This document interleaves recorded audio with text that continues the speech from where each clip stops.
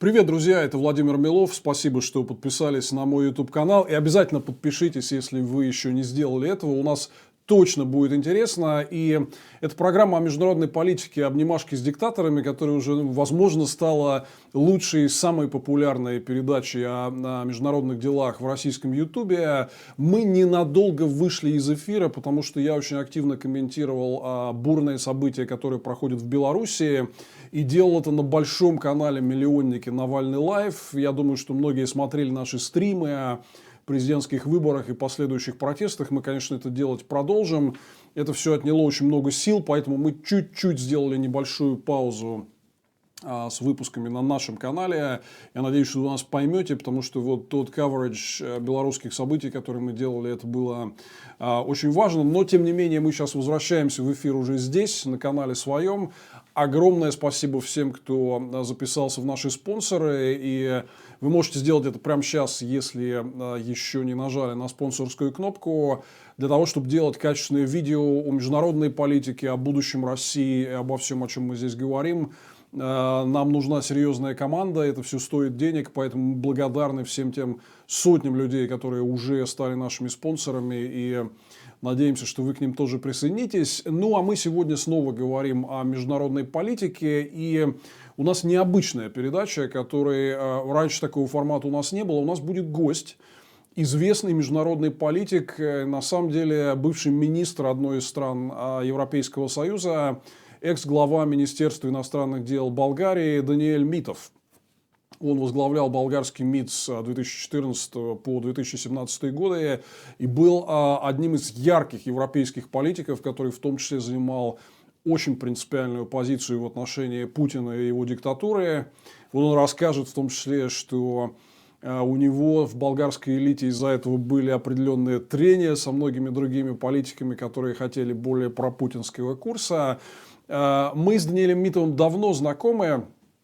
Мы, в общем, примерно одного возраста и похожих взглядов на единое демократическое европейское пространство, которое нам всем вместе, народам Европы, нужно обустроить, и на единый либерально-демократический миропорядок, который основан на праве, уважении к правам и свободам каждого человека и гражданина.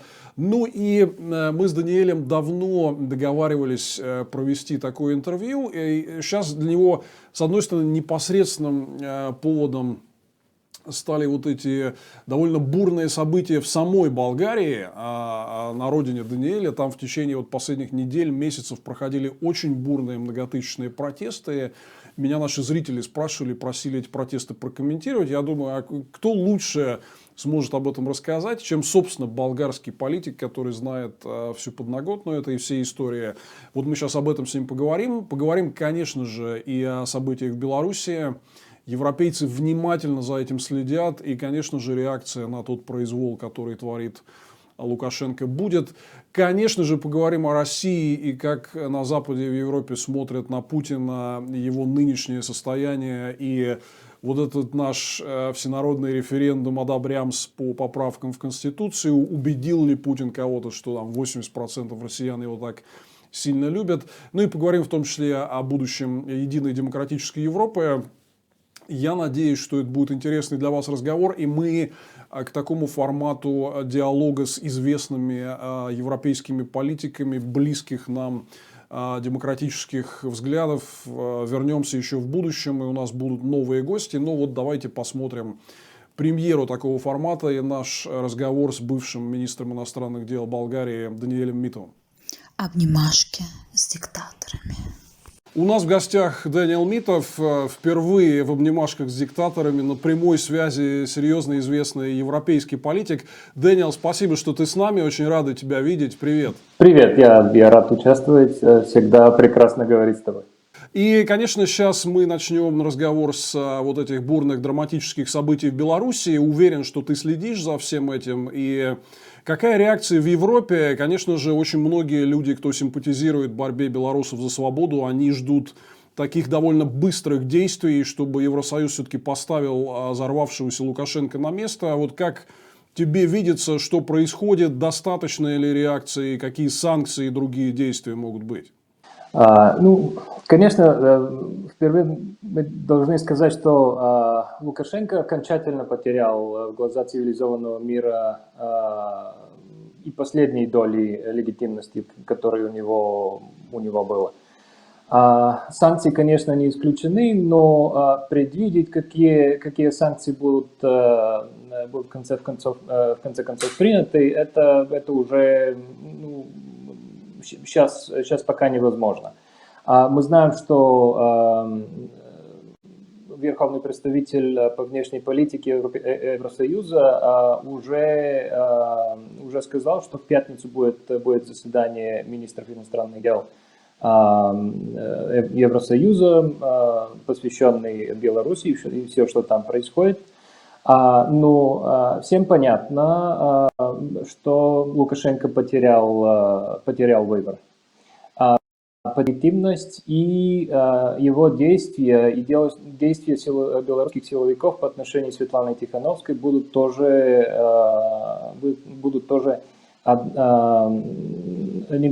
очень тяжелым весом против него во время этих обсуждений. Это в практике то, что они сделали с нее, все это как будто забрали в заложниках, потом она принудилась уезжать в Литву. Это все указывает на каких-то уже террористических методов, которые Лукашенко и его власть используют против оппозиции. Это делалось давно. Мы знаем, что люди из оппозиции исчезали в Беларуси без следов. Мы знаем, какие, конечно, репрессии там были, но до этой поры как будто Евросоюз и Запад предпочитал играть с Лукашенко и пытаться каким-то образом его использовать в этих балансах, разговоров с Россией и тоже как будто пытаться другими методами поменять обстановку там. Я думаю, что сейчас обнимашки с этого диктатора уже кончились. Скажи, пожалуйста, вот насколько сильно единство в Европе по этому вопросу? То есть вот ты говоришь очень правильные слова, я слышу их от многих других европейских политиков, но есть и другая точка зрения. Вот, например, известный наш друг Виктор Орбан буквально пару месяцев назад вообще призвал к снятию любых санкций против Лукашенко. Ну и вообще наверняка будут те, кто будет исходить из такого прагматического геополитического подхода, что типа если его совсем отвергнуть, то он пойдет к Путину, и это нам хуже. Вот будет ли сейчас такая борьба мнений, или все-таки эти последние события, они склонили чашу весов на сторону такой достаточно жесткой реакции? Я думаю, что эти аргументы типа Орбана, они уже исчерпались. Все, что сейчас происходит в Беларуси, указывает на то, что никто из европейских лидеров не будет иметь серьезных аргументов, чтобы защитить Лукашенко или там смягчать какие-то санкции. У Лукашенко парадоксальным образом то, что осталось, я слышал, там какой посыл у него, его был во время предвыборной кампании, он всегда говорил, дайте еще раз спасти страну, или что-то в этом роде. Он сам себя сейчас загнал в такое положение, что нет ничего более удобного для Кремля в этот момент, чтобы перегнуть ситуацию в такое направление, чтобы проглотить Белоруссию уже, мечта Кремля в последних лет. Лукашенко только осталось, может быть, что-то балансировать там с Китаем. Запад уже у него все двери закрыты. Тем более он сейчас обвиняет Чехию, обвиняет Польшу, я не знаю, кто еще, как Великобританию в каких-то вмешательствах. Так что, я думаю, у него уже на Запад все двери закрыты, и никакие попытки Орбана или подобных нему, их немного, его как будто оправдать, не сработают, они даже и не попытаются, потому что это уже будет стыдно. То есть ты считаешь, что вот эти события Лукашенко перешел с ними какую-то определенную красную черту, когда даже его там условные друзья в Европе, им будет сложно его защищать? Очень сложно, даже невозможно. Я не думаю, что кто-то сейчас может каким-то образом его защитить. Всем все понятно. Спасибо. Ну вот будем следить за реакцией Европы. Действительно, вот Дэниел сказал о том, что на пятницу намечен чрезвычайный внеочередной саммит министров иностранных дел стран Евросоюза. Как раз именно по этому вопросу, по ситуации в Беларуси, вот будем следить за тем, что там произойдет. И я уверен, что достаточно жесткие меры все-таки будут приняты. Дэниел, и вот параллельный сюжет. У нас сейчас все в России, многие следили, конечно, прежде всего за вот этой президентской предвыборной кампанией в Беларуси. Но, с другой стороны, в твоей родной Болгарии были очень бурные политические события, массовые демонстрации протеста с требованием отставки правительства Бойко Борисова. И он даже ставил вопрос о доверии своему кабинету в парламенте. Но я так понимаю, что выдержал и пока остается. Вот что там происходит? Очень многие люди меня просили рассказать про Болгарию и в чем там дело. Про Болгарию можем говорить очень много, и как здесь процессы развивались последние 30 лет. И все, что сейчас происходит, это как будто какая-то реперкуссия, да, какая-то отгласка от все те незавершенные реформы, которые надо было делать в самое начало 90-х. В общем-то, вкратце, то, что сейчас происходит, это недовольство людей от неэффективности прокуратуры, от захваченности прокуратуры, в общем-то, криминальными интересами. Вы знаете, что в начало 90-х этот переходный период, он отличался в каждое государство, но были какие-то похожие элементы. И один из них – это желание бывших спецслужб, в России это КГБ, здесь это государственная безопасность, не тратить контроль прокуратуры и судебной системы и, если возможно, медийным ресурсам. Это для них был самый важный ресурс, который они хотели задержать. Контроль там у них для них был очень важным. Болгарская конституция в самое начало была устроена таким образом, что генпрокурор остался абсолютно безотчетным, абсолютно бесконтрольным, и в то же самое время у него очень длинный мандат, очень длинный период проживания на этот пост. Так что в продолжении этих 30 лет прокуратура всегда была использована как оружие против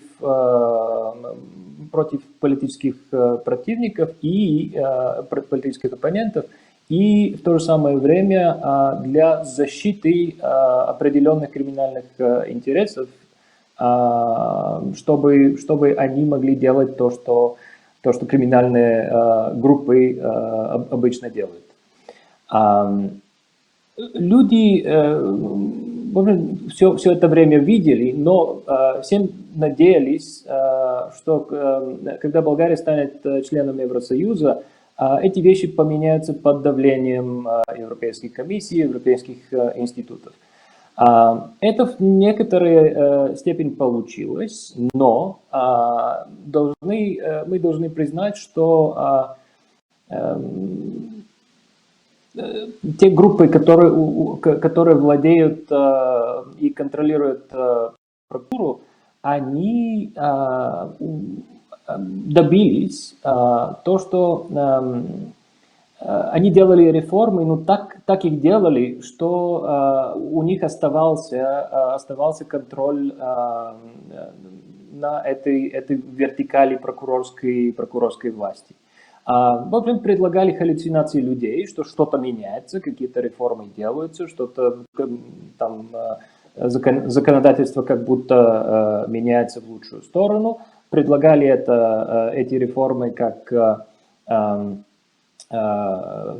перемен в лучшую сторону тоже Европейской комиссии. И все в это как будто верили, надеялись, что что-то поменяется. В последние годы очень четко начала проявляться эта зависимость криминальных элементов и прокурорская вертикаль. К сожалению, как я уже говорил, прокуратура у нас осталась, в общем-то, со структурой с коммунистических времен. Ничего там не поменялось. В общей линии Вишинский все еще жив. Здесь, как и в многих других стран, которые не сделали реформы в это направление. Должен сказать, что суд у нас работает намного лучше, чем и это обстоятельство как будто нас все еще оберегает от более проблемных политических проблем. Но так или иначе, люди годами уже видят, как все это устроено, и пришел переломный момент. Это накопляется, недовольство уже перешло какие-то грани. И никогда не сможешь сказать, никто не сможет сказать, потому что общественная динамика, она непредвидима, не можешь сказать, в какой момент и что точно приведет к всплеску недовольства на улице. Для настоящей ситуации этот всплеск пришел после такой, в общем-то, как это сказать, политической акции. Один из политических лидеров небольшой партии, который хотел продемонстрировать на одном из пляжей Болгарского Черноморья, как захвачена эта часть, и там не допускаются люди, абсолютно незаконно. Захвачена одним из болгарских олигархов и бывший председатель партии Движения для прав и свобод, так называется. Там полиция и охранители вели себя абсолютно отмороженно, таким хамским образом. Это стало достояние через социальные сети, и, в общем-то, вот это привело и это была последняя капля, которая переполнила чашу терпения. Тоже должны сказать, что у людей здесь это накапливалось, но вы знаете этот синдром заученного, как это по-русски, беспомощность, заученная беспомощность. Каждый видит, что происходит, но думает, что только он это видит или очень ограниченно это видит. В момент, в который люди увидели, что десятки тысяч уже на площади возмущаются одной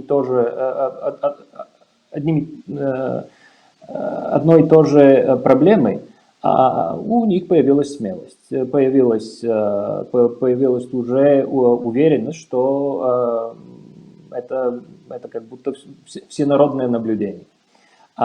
И начали требовать отставку правительства и отставку генпрокурора.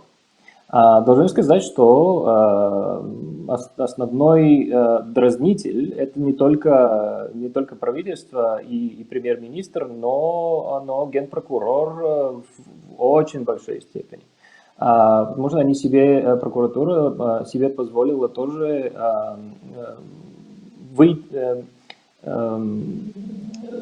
атаковать, так сказать, президентскую институцию прямо силами прокуратуры.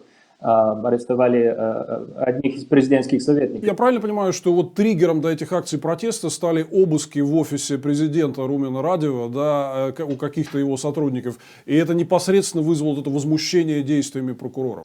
Точно. Значит, это была серия событий, которые уже привели людей на площадь.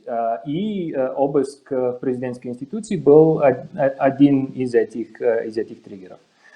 И это обстоятельство на пляже, которое я уже упоминал.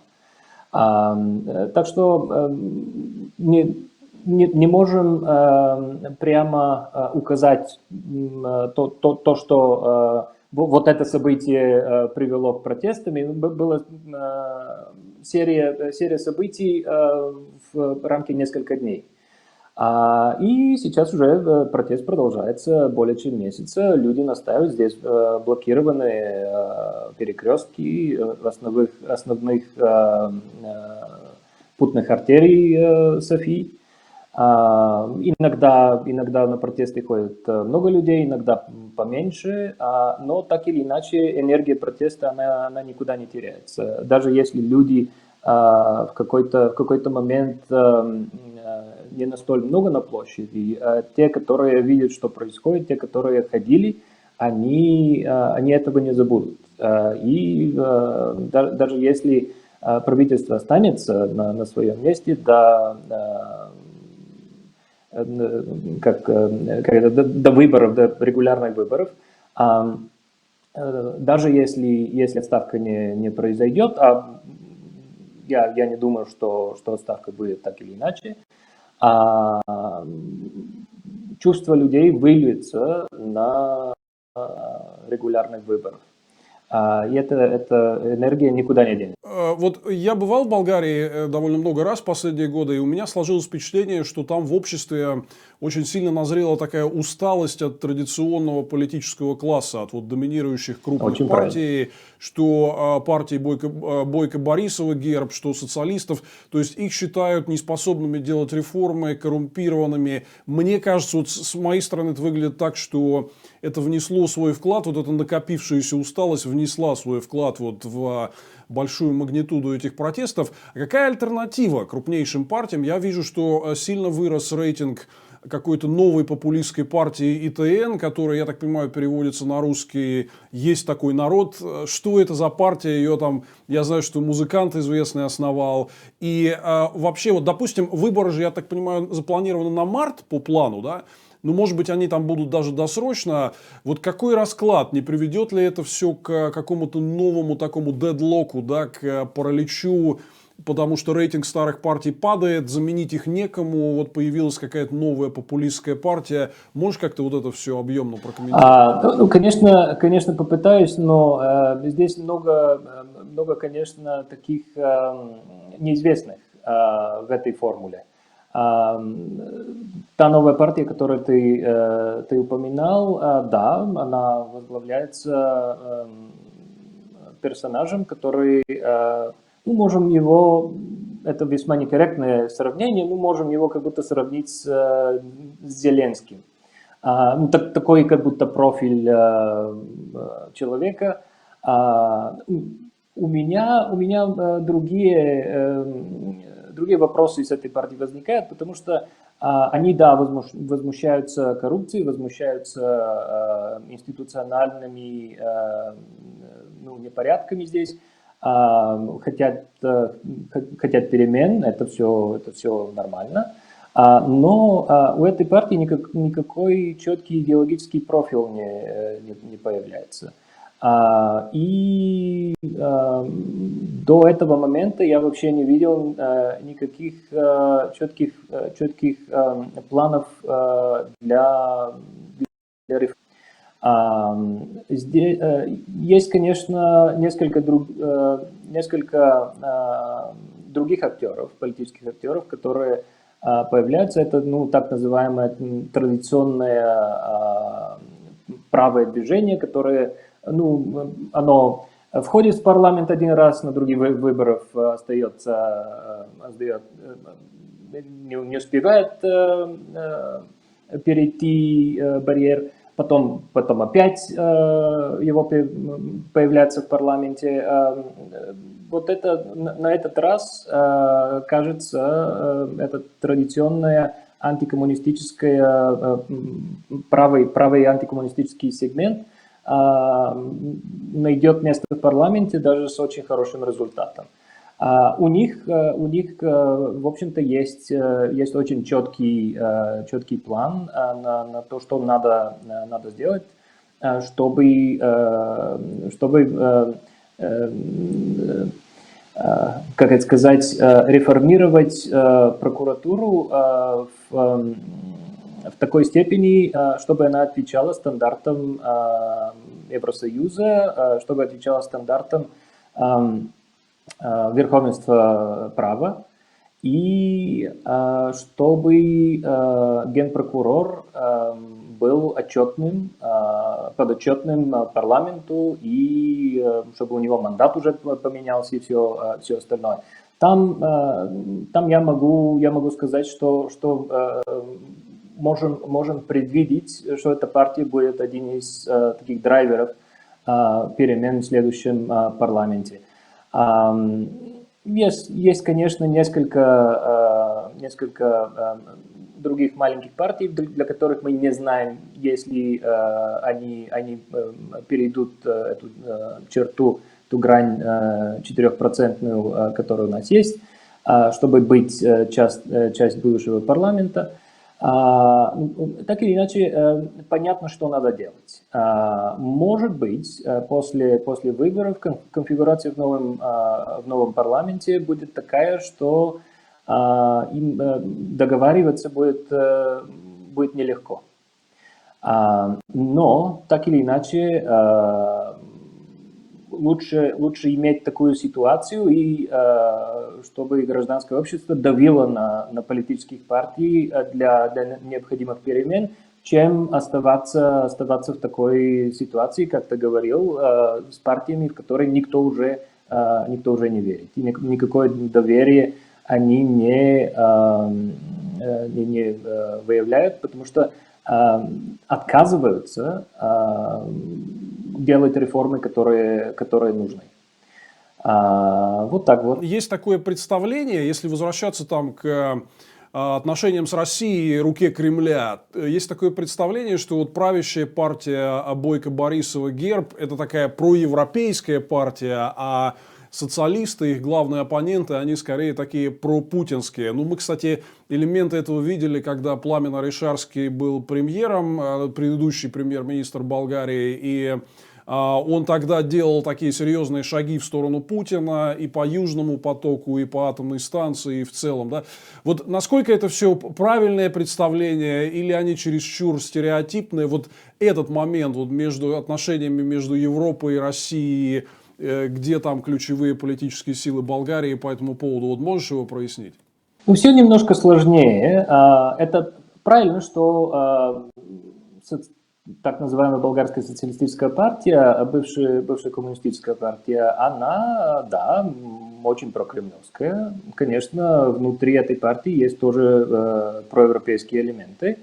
Они сейчас не настолько популярны в этой партии, но я думаю, что у них есть шанс какой-то превратиться в этой ситуации с протестами, видя, как люди реагируют на настоящие обстоятельства и что они хотят.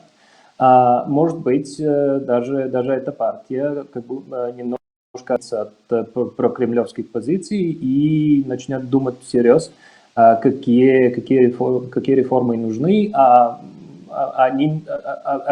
реформы, которые нужны, и которые люди хотят, они проевропейские, нет другого запроса. Болгары всегда надеялись на европейских институтов, чтобы они поменяли что-то, и здесь прижимали болгарских политиков, чтобы вещи менялись. Оказалось, что европейские институты, они не настоль, я бы не сказал, не настоль сильны, но у них нет никакого для такого режима. Но факт, что Болгария член Евросоюза, что болгары путешествуют, работают, учатся на Запад, привело этих людей к выводу, что им задача менять страну, это их задача, что не надо ссылаться на Еврокомиссию, что им надо здесь возвращаться и требовать европейских реформ, чтобы Болгария превратилась в нормальную европейское государство. Даже это повлияло больше, чем какие-то влияния Еврокомиссии или там еврочиновников. Возвращаясь на твой вопрос, ГЕРБ, она начала как, с самого начала, в 2009 году, была очень такая партия, которая была не только проевропейской, но важный член Европейской народной партии и так далее, и так далее.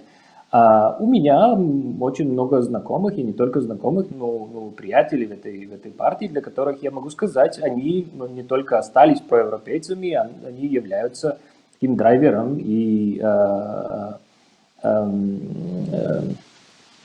приверженниками европейской интеграции Болгарии. Но когда наблюдаем за некоторых движений правительства, можем сказать, что оно старается быть проевропейским, но все время тоже старается не ссориться с Кремлем.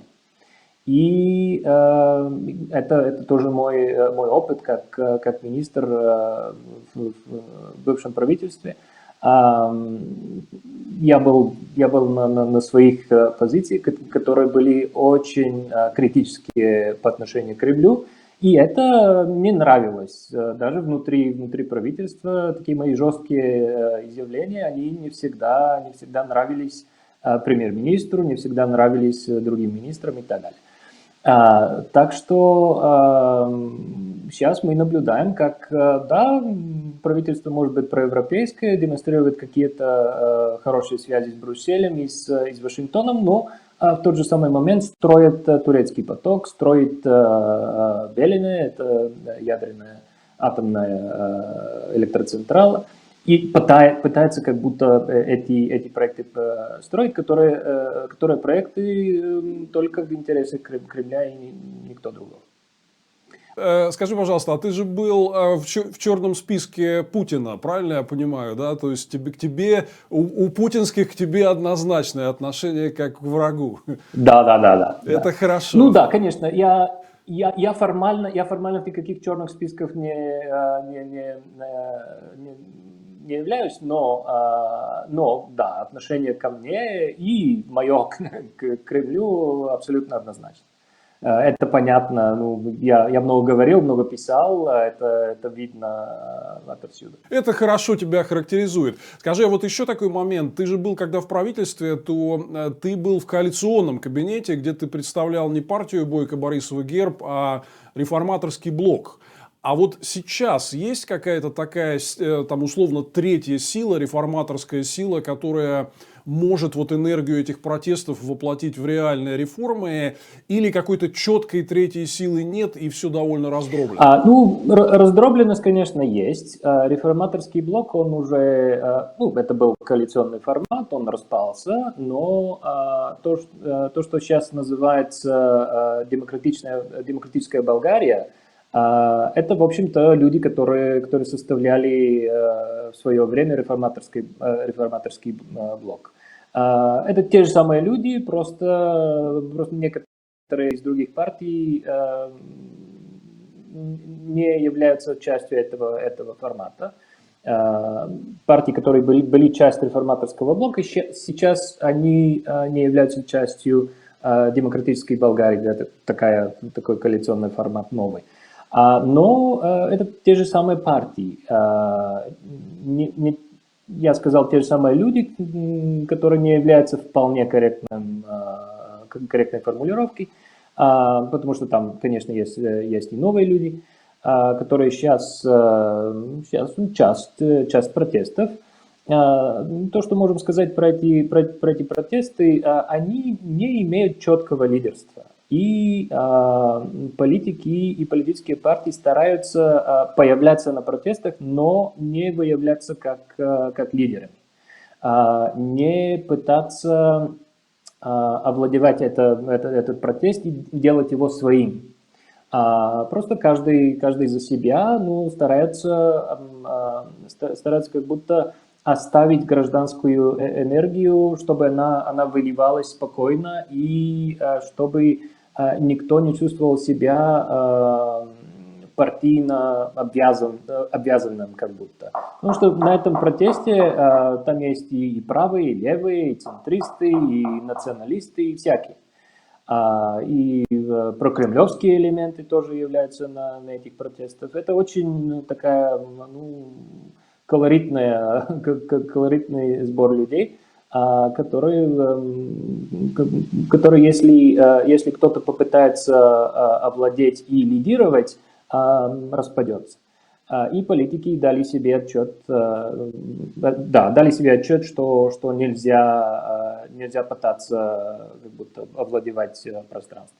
То есть вот эти протесты, это скорее такой запрос от общества снизу на то, чтобы политики все-таки начали делать серьезные реформы, правильно, но какой-то конкретный вот там партийного расклада он не дает, и непонятно, как на выборах это все будет выглядеть. Нет, вообще непонятно, и, может быть, это даже хорошо, потому что надо дать гражданам возможность вылить свое недовольство, вылить свои запросы, а на выборах уже политики и политические партии будут соревноваться в конкурентной борьбе для голосов этих граждан. И я думаю, это вполне здоровая формула сейчас, чтобы выявить все, что идет не в порядке здесь, чтобы как будто показать, какие реформы нужны, и в то же самое время оставить людей, не пытаясь на протестах их как будто там завязать на какую-то конкретную партию. То есть вот хорошая новость в том, что общество созрело до того, чтобы массово выходить на улицы и все-таки требовать от политиков реформ, кто бы ни находился в парламенте и в правительстве. Правильно. Вы знаете, я всегда думаю, потому что сейчас, знаете, ведется дебат про демократию, про кризис демократии, если демократия вообще, эта форма управления, не поменяется что-нибудь другим. Сила демократии в то, что она отчитывает, что люди не одинаковые, что у людей есть разные взгляды на разные вещи. Но самая сильная вещь демократии есть то, что она говорит: мы верим, я сформулирую так, как сформулировал Иван Крастев, популярный болгарский политолог. Мы верим в недоверие. Демократия верит в недоверие, в смысле, люди, какие бы они ни были, когда находятся у власти, слабость человеческой природы всегда проявляется. Люди искушаются. Так что мы должны не доверять людям, которые находятся у власти, и выработать механизмы, чтобы они были под отчет, чтобы они проверялись каждый раз, когда они принимают какое-либо решение. Вот это тоже такой запрос протестом здесь, потому что транспарентность, прозрачность и отчетность ну, не очень, ну, не развиты в такой степени в Болгарии, в какой они должны быть развитыми, в которой развиты другие европейские государства. Так что вот этот элемент, я думаю, люди осознают каждый день в большей и большей степени.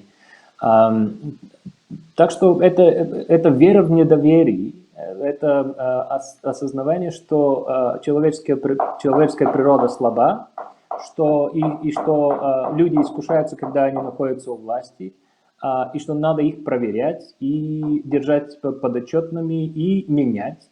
Это самое главное для меня, что проявляется в протесте, что люди говорят Спасибо. Вот, но про демократию и что-то другое я хотел сказать как раз, потому что я сейчас говорю с тобой из России, где как раз нет демократии, а есть вот это вот что-то другое. И я хочу сказать всем, кто нас смотрит и в Болгарии, и в Европе, ребят, вам это не очень понравится, если вот вы конкретно будете здесь жить, да. Вот у меня вопрос в этой связи, как наши события последние смотрятся из Европы, потому что Путин хотел изобразить такую вот всенародную очередную поддержку и любовь вот этим голосованием по Конституции, где он нарисовал себе там типа 80% за. Насколько в Европе за этим следили, насколько поверили, потому что это был очень важный момент, как он себя продавал на Западе, что типа, ну русские же все меня обожают, большинство на моей стороне. Насколько это убедительно все выглядит? Ну, ничего убедительного в этом не было. Мы все знаем уже долгие годы, что наивно было думать, что Путин куда-либо уйдет. Все знали, что он будет оставаться или пытаться оставаться до самого конца. Конца чего увидим. Но мы все знали, что для Кремля были три варианта. Или маленькую победоносную войну снова, чтобы объединить общество, и чтобы господин Путин оказался снова каким-то собирателем русского мира, или я не знаю, что там другого придумает. Второй вариант был поглощение Белоруссии с той же самой новой конституции, новое государство и уже обнуление. И третий вариант был самый слабый. Был перемены в Конституцию и там выявление, что, ну, знаете, сейчас новая Конституция уже, и наше самое большое достояние это президент Путин, и давайте его обнулим. Все знали про этих трех вариантов. Не было никого из этих людей, которые следят за Россией, занимаются международной политикой, анализы и так далее, кто об этих вещей не знал. Так что это обнуление, мы его ожидали. Должен сказать, вариант с этими переменами в Конституции был самым слабым и самым неубедительным. И Европа, и весь Запад вообще не испытывает какое-либо доверие в то, что российские власти так обожаемые в России. Мы все это знаем. Проблема в другом. Проблема, что Запад не знает. Значит, мы все знаем, что происходит, и даже мы знаем все намерения, какие у Кремля есть. Очень часто, к сожалению, не знаем, что с ним делать. Вот в это заключается как будто проблема. Мы знаем, что сейчас Кремль превратил Россию в такое ревизионистское государство, не способное как будто принять модерности и современного мира, стремящийся к восстановлению какого-то имперского величия. Это все за счет благополучия собственных граждан. Каждая такая маленькая военная кампания означает больше расходов с российского бюджета и меньше благополучий российских граждан, меньше социальных привилегий, меньше социальных лифтов, меньше инфраструктуру, слабое развитие общества в целом. И все это делается через каких-то таких чекистских, КГБистских методов, которые уже мы тоже знаем, тоже можем отличить. Но есть новые инструменты, как интернет, которые позволяют другой тип гибридное действие. Кремль уже затвердил тоже свою репутацию как институт, который распространяет ложь в международном плане. Никто не верит в то, что говорят из Кремля. Даже сейчас с этой вакцины вы видите, какая реакция международной общественности, особенно Запада. Все смотрят и как будто у них возникают такие ассоциации с советские времена, когда советская власть тоже делала какие-то вещи, чтобы казаться в глаза мира первой, самой развитой или на первом месте что-то. И потом получались трагедии. И это все за счет граждан, за счет населения.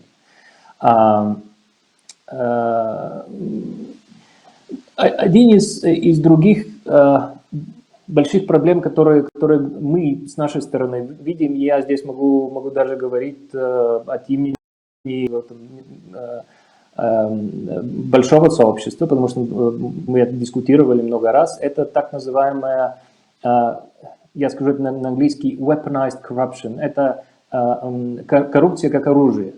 Это может быть самый большой вызов для нас, как регулировать наши экономические отношения, чтобы прекратить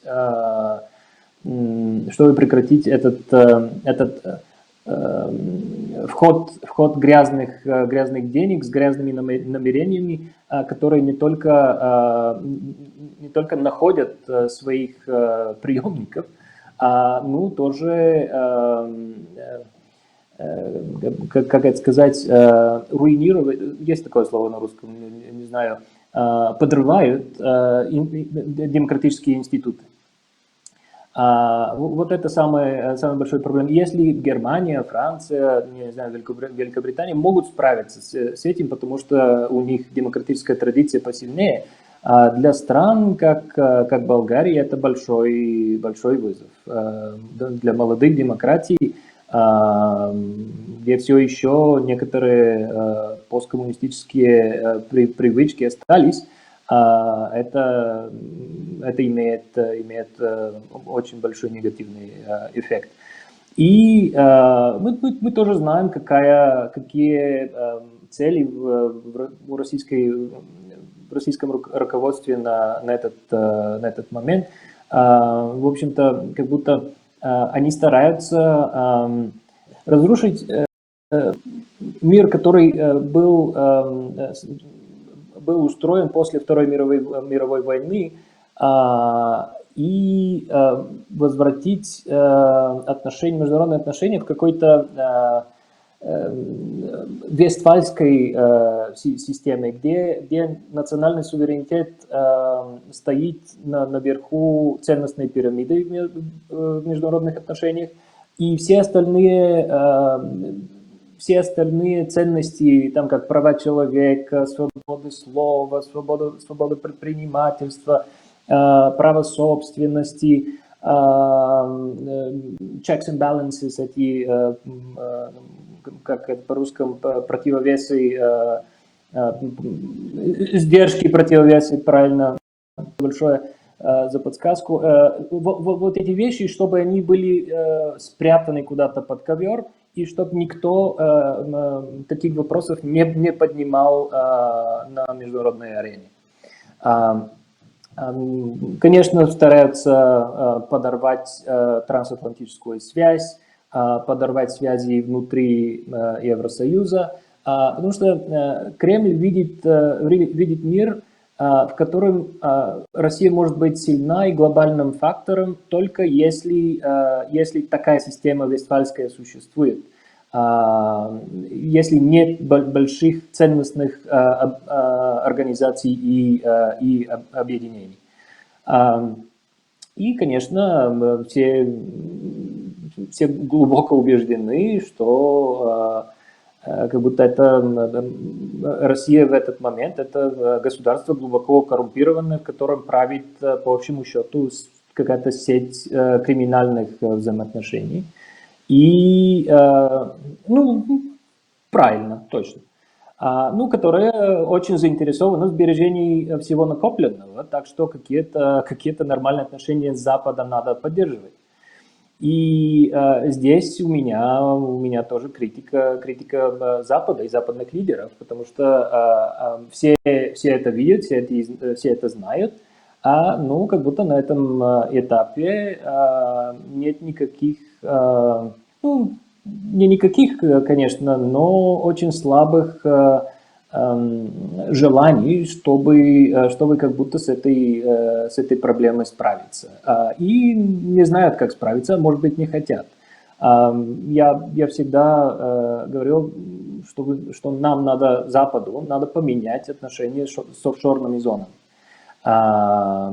Если мы утверждаем, что одно из больших достояний демократии – это прозрачность и отчетность, на рынке тоже, нам придется поменять отношение к офшорным зонам и ко всеми капиталами, которые оттуда приходят.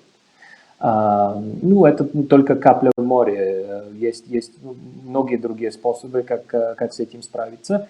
И я думаю, что придет поколение европейских лидеров, которое серьезно займется этим. Да, спасибо, Даниэль. Очень важные слова для наших зрителей, для нашей аудитории, которые хотят понять и убедиться, что есть многие политики в Европе и на Западе, которые прекрасно понимают и не строят никаких иллюзий, что такое путинский режим. И в том числе никого Путин не убедил этим своим насквозь сфальсифицированным голосованием по поправкам в Конституцию. Но последний вопрос как раз я хотел задать про европейских политиков и про Европейский Союз. У нас в России очень любят рассуждать о том, что Европейский Союз, он прогнил и скоро развалится, да, но с другой стороны мы видим, что сейчас достигнута эта беспрецедентная договоренность о 2-триллионном пакете экономических мер, в том числе прямой помощи странам, связанным с кризисом, вызванной пандемией коронавируса. Да?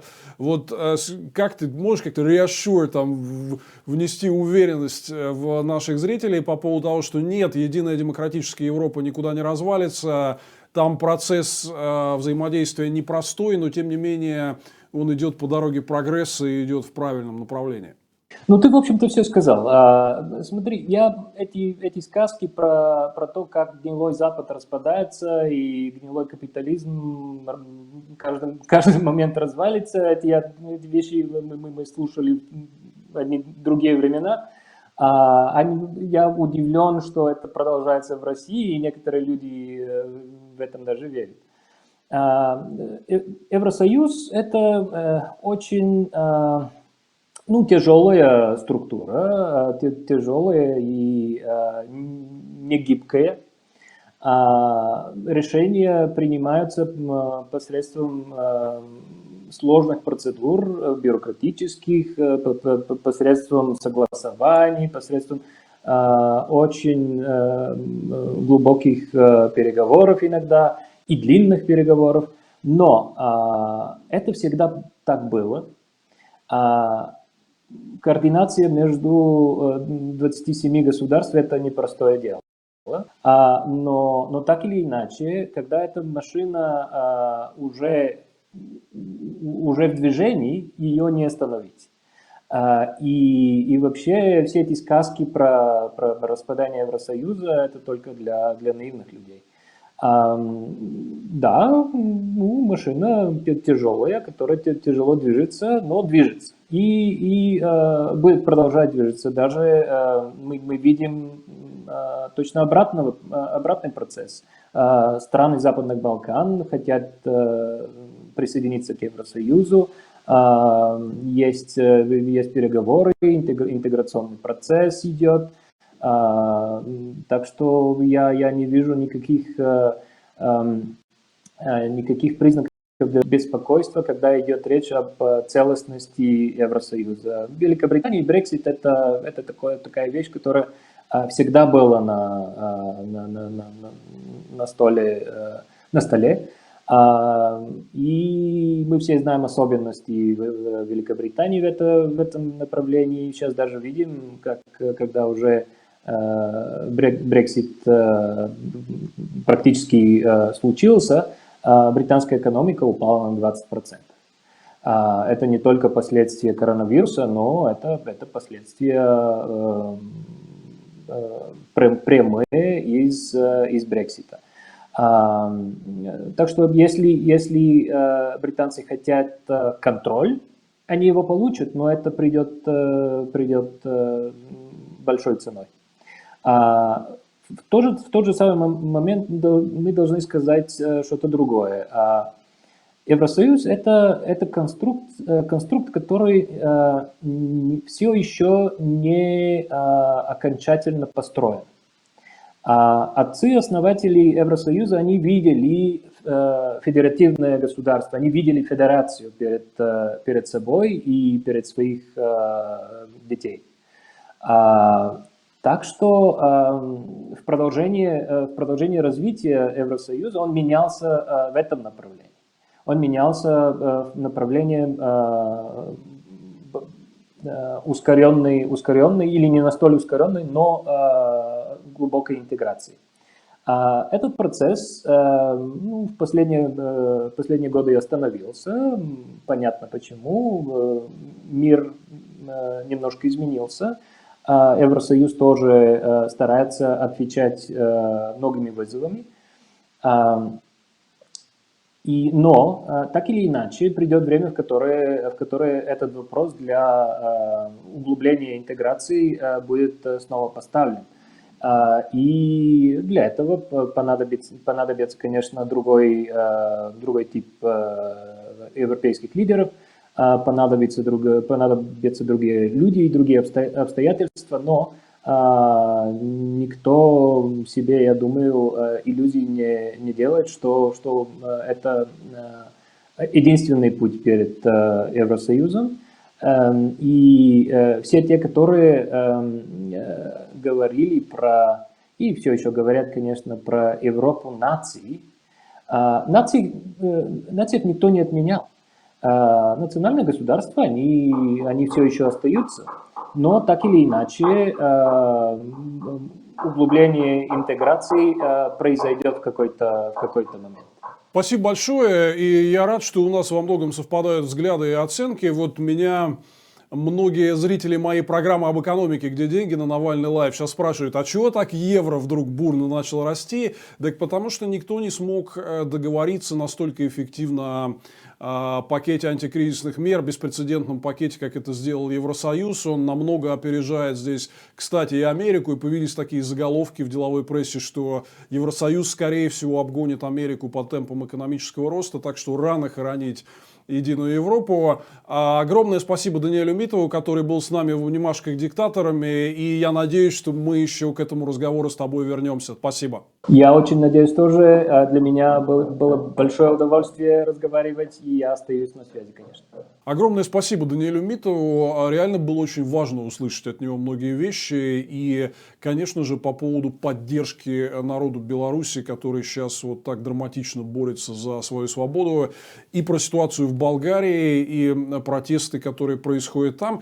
Это очень важно, потому что эта страна исторически и географически близкая нам. Там сильно влияние России. Болгары очень любят русских. Это здорово. Мы здесь все время рассказываем нашим зрителям, что Путин и гостелевидение врут вам, что нас как бы ненавидят во всем мире, там какая-то страшная русофобия. Нет.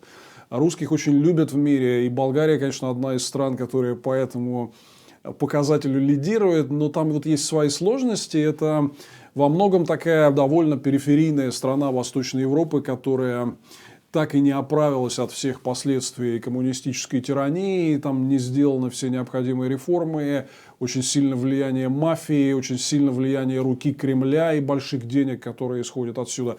Там такой сложный процесс движения по пути развития и прогресса, но вот хорошая новость состоит в том, что болгарский народ решил, видимо, взять дело в свои руки и заставить политиков делать важные реформы. Я надеюсь еще раз, что мы к такому формату диалога с известными европейскими, западными, международными политиками в наших обнимашках с диктаторами еще в будущем вернемся. Надеюсь, что вам понравится. Ну и традиционно обязательно подписывайтесь на наш канал.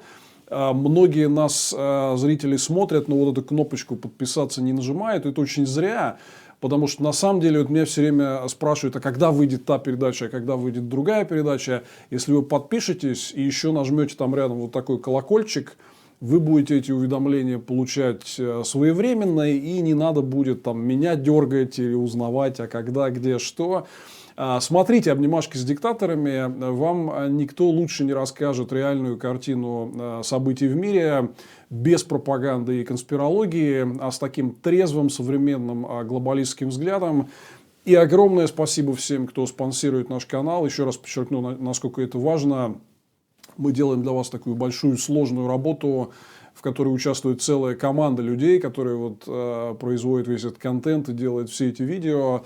Это требует, конечно же, ресурсов. Большое спасибо всем, кто нас уже спонсирует. И надеемся, что вы к ним присоединитесь и тоже найдете возможность нажать спонсорскую кнопку и помогать нам финансово, чтобы мы могли продолжать работать. Это был Владимир Милов. Спасибо, что были с нами. И мы скоро увидимся с вами и продолжим обсуждать важнейшие вещи, которые происходят в России и в мире.